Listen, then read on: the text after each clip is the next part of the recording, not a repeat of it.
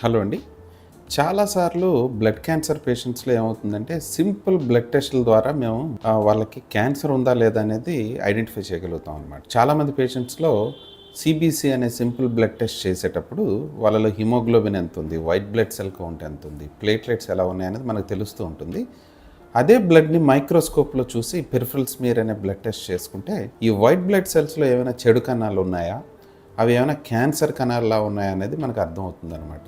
చాలాసార్లు patients fever వచ్చేటప్పుడు, bleeding manifestations వచ్చేటప్పుడు, రికరెంట్ ఇన్ఫెక్షన్స్‌లో ఉండేటప్పుడు లోకల్ పీడియాట్రిషియన్స్ దగ్గరికి కానీ, లేదంటే జనరల్ ఫిజిషియన్ దగ్గరికి వెళ్ళేటప్పుడు వాళ్ళు సింపుల్ బ్లడ్ టెస్ట్ చేస్తారు. సీబీసీ, పెరిఫరల్ స్మియర్ అనే టెస్ట్ చేసేటప్పుడు అందులో వచ్చే వైట్ బ్లడ్ సెల్స్, తెల్ల రక్త కణాలు పెరగడం కానీ, బాగా తగ్గిపోవడం కానీ, లేదంటే వాటిని చూసేటప్పుడు మైక్రోస్కోప్‌లో వాటి పరిమాణంలో ఉండే తేడాలను బట్టి వాళ్ళకి అసలు క్యాన్సర్ లక్షణాలు, బ్లడ్ క్యాన్సర్ లక్షణాలు ఉన్నాయా లేదా అనేది సింపుల్‌గా ఐడెంటిఫై చేయొచ్చు అనమాట. వన్స్ అలా ఉందని డయాగ్నోసిస్ ఆర్ కన్ఫర్మేషన్ అయిన తర్వాత మనం ఏంటంటే నెక్స్ట్ లెవెల్ టెస్ట్‌లకి వెళ్ళి కన్ఫర్మేటరీ అండ్ స్టేజింగ్ పర్పస్‌లో టెస్టులు చేసుకుంటే వాళ్ళకి ఏ ట్రీట్మెంట్ చేయాలి, బేసిక్‌గా ఎలాంటి కీమోథెరపీ ఇవ్వాలి, నాన్ కీమోథెరపీ డ్రగ్స్ ఏమైనా ఇస్తే తగ్గుతుందా, తర్వాత బోన్ మ్యారో ట్రాన్స్‌ప్లాంటేషన్ ఏమైనా చేయాలా, ఇలాంటి విషయాలన్నీ మనకు అర్థమవుతాయి.